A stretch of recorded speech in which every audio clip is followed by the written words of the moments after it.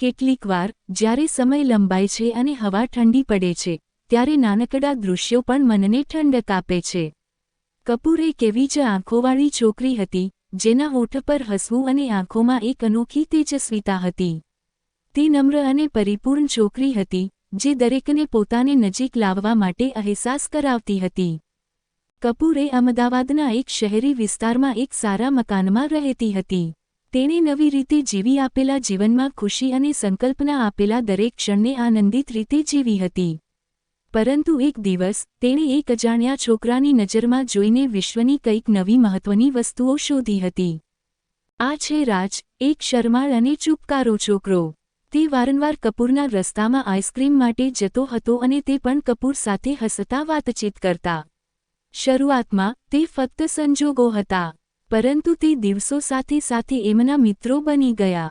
બંનેની પસંદગીઓ અને શોખ એક જ હતા. તેઓ 7 દિવસના અવકાશોને સાથમાં માણતા હતા.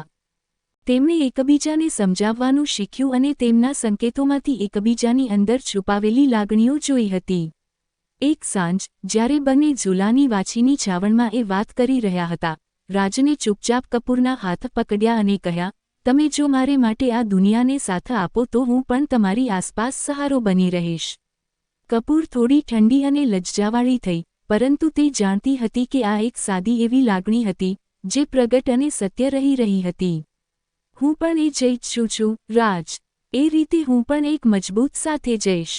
સંસ્કૃતિ અને સંયમથી પરિપૂર્ણ તેમની પ્રેમકથા એ રીતે આગળ વધી જ્યાં તેમના દિલ સાથે સાથે વિશ્વને પણ પ્રેમભરી આંખો મળશે. આ પ્રેમની એક નવો સફર હતી જ્યાં બંનેએ પોતાના જીવનના સાચા સંકેતોને શોધી રહ્યા હતા. કપૂર અને રાજના સંબંધમાં એક નવી સ્થિતિ આવી રહી હતી. બંનેના દિલ એકબીજાને વધુ સમજી રહ્યા હતા અને તે માત્ર મિત્રતા ના રહી હતી.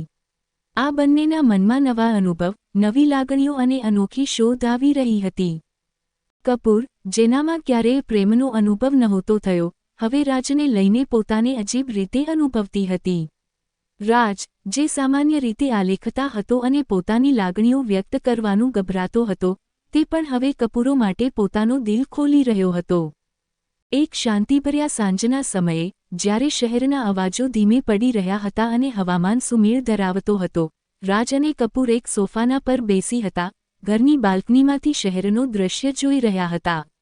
કપૂર, રાજે થોડો સંકોચિત અને નમ્ર સ્વરે કહ્યું, તમે જાણો છો કે મેં મારા જીવનમાં ઘણીવાર વિચાર્યું છે કે પ્રેમ શું છે. પરંતુ જ્યારે હું તમારી આંખોમાં જોઈ રહ્યો છું, ત્યારે હું જાણું છું કે પ્રેમ એ એક એવી અનુભૂતિ છે જે માણસને શબ્દોથી પર થઈ જાય છે. કપૂર થોડીવાર મૌન રહી, એક નમ્ર હસીને કહ્યું, મને પણ એવું લાગે છે. હું જાણું છું કે હું ફક્ત તારા વગર જીવી શકીશ નહીં, પરંતુ મન હોય છે. જ્યારે પણ હું તને જોઈ રહી છું, મારો દિલ ધડકે છે. રાજ કપૂરને તેના કનપટિયા પર હાથ રખતો, કપૂર, આ લાગણીઓ એવી છે જે અમે શોધી છે.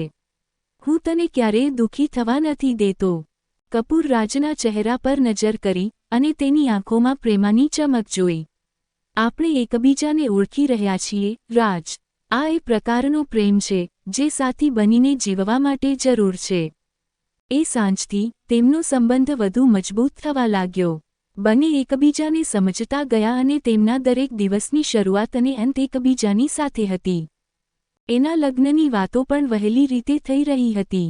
પરંતુ બંનેનું મક્કમ વિશ્વાસ હતો કે સત્ય પ્રેમમાં સમય, સંજોગો અને અવસ્થાઓનું મહત્વ નહીં રહે, પરંતુ મનમાં જે પ્રકટ થયો હોય એ જ સાચું હોય છે. દરેક દિવસ જેમ જેમ પસાર થતો ગયો, તેમ તેમ રાજ અને કપૂરે જાણ્યું કે પ્રેમ એ એક એવી યાત્રા છે જેનો અંત નથી, પરંતુ દરેક પળમાં એક નવી શોધ છે.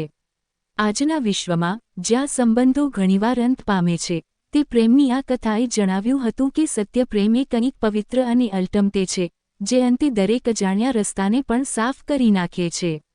સ્ટોરી સાંભળવા માટે ચેનલને સબસ્ક્રાઇબ મિત્રો. ધન્યવાદ.